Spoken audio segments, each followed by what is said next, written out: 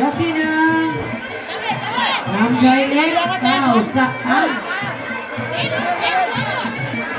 นี่คือลำดับ8ที่เราแจ้งไว้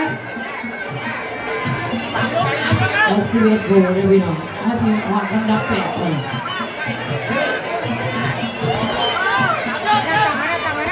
อันนี้เราเล่นนะ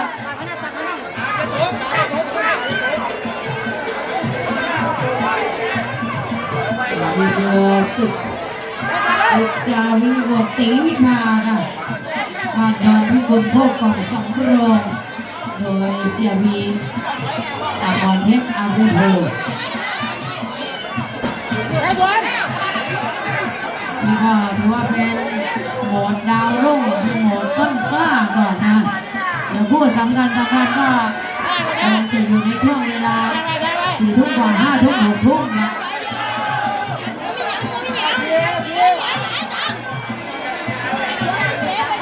2,600นะครับคู่นี้ครับ 2,600เป็นกับ3 ยกแดงมีสูงยาวครับบางกว่าครับน้ำเงินหนาขวามา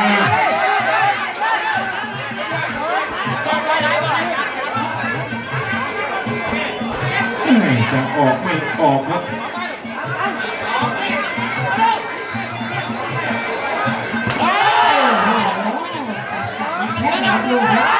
ประมาณทีเลยครับ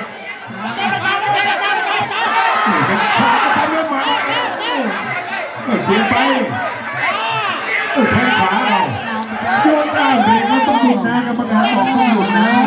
ทำไมน้ำเย็นกินได้นะไม่ใช้อารมณ์นะน้ำใจเล็กก้าวสักครั้งพัฒนาพัฒน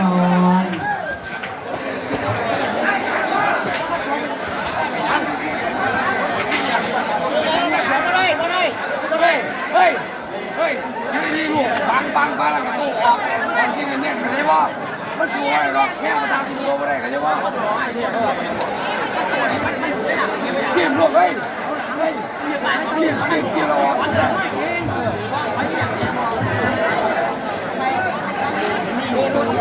อนนี้ลำดับ8แล้วคู่ต่อไปลำดับ9กรรมการบริหารเขาบอกไปไข่มุกเพชรแก้มใสได้อยู่ในสภาพที่พร้อมแล้วก็ผู้10เพชรคูเมืองยอดนัก11ก็ซุกเล็กเพชรน้ำกัน11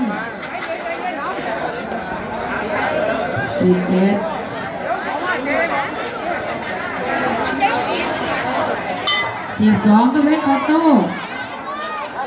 ยอดอาวุธเล็กยอดอาวุธอีกเอาว่ากันต่อบนเวทียก2ค่ะ3 ยกเท่านั้นนะเพชรพาคินเจมายสำลุยครับล็อกผู้บรรยายด้วยกรพญาไก่ดินกรหนองแปนใจเล็กกันแกก้าวสักครั้ง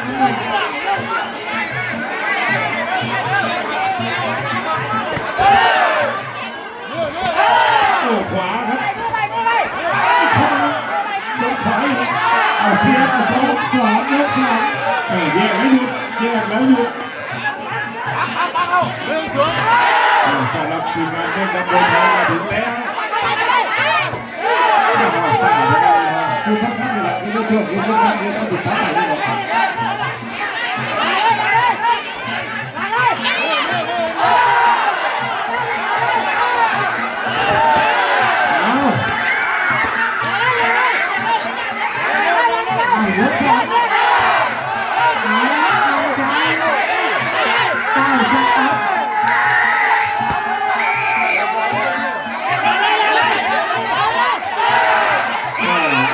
ถึงใจยังโดนหัวตันครับหัวจะตันขวาไปจัดหนักเลยนะทางด้านก้าวสตาร์ครั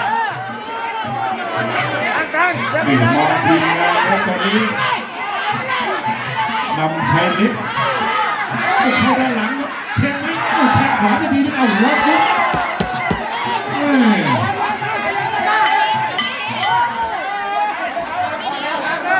ทีห้าเขาตัวนี้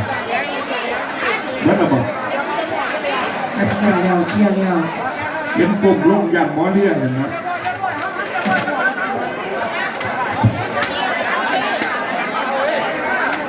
ถาดพี่น้องก็ถาดขึ้นด้วยค่ะฝั่งแดง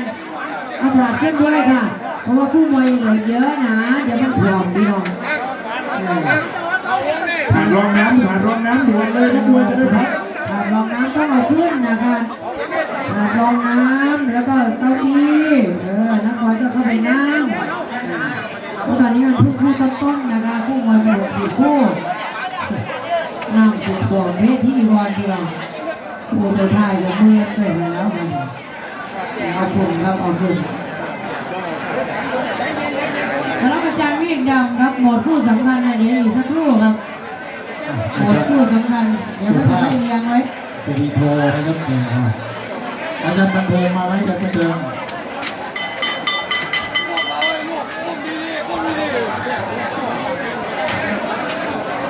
หมดคู่สำคัญก็ประมาณ4 ทุ่มครึ่ง5 ทุ่ม6 ทุ่มนะครับจะเรียงให้ครบเลยหมดคู่สำคัญอันนี้เราเริ่มต้นกล้าก่อนยกสุดท้ายกับบนเวที ตอนนี้อยู่ที่คู่ที่8นะครับนำชัยเล็กกับ9 สตางค์ครับ นำชัยเล็กในแดง9 สตางค์น้ำเงินครับ ต่อไปไผ่มุกกับพิษเตือนใสนะครับ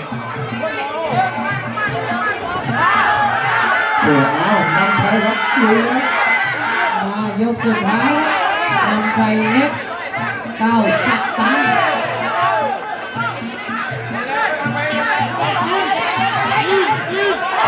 เวลาที่เหลือครับ โอ้ขวาไปเลยครับแล้วสุดท้าย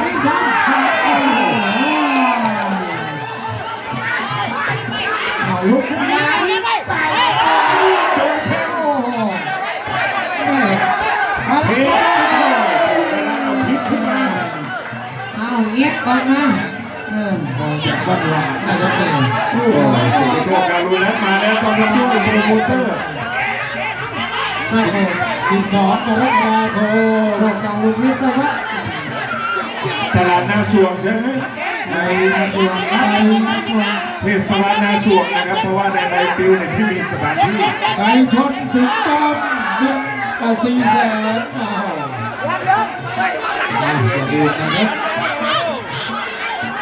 อาจารย์โดยวันที่6อีก2ก็ของน้องโชคนะครับ ทำเป็นเรื่องที่กระโดดเจเล็กอยู่บนนอนเจเล็ก5 บนนอน เดินมาชุดตีนครับ เกมสุดท้ายครับเกมสุดท้าย เดินนำชายเล็กเดินขวามาแทงขวาคืนครับ9 สตางค์ยก3 ออกสุดท้ายเกมจบขอพูดกันครับเชิดไว้หัวเชิดไว้อย่าเพิ่งแสดงอาการ ในทางที่เด็ดรวบรวมไปให้คะแนนจาก3 ชายครับชัยวัฒน์ทวีชัยบดองค์นัทพลรับตอนสุดท้าย ไปที่9 สตางค์สักเกตดวงอะไรสิ้น ยินดีด้วยครับ อ่ะ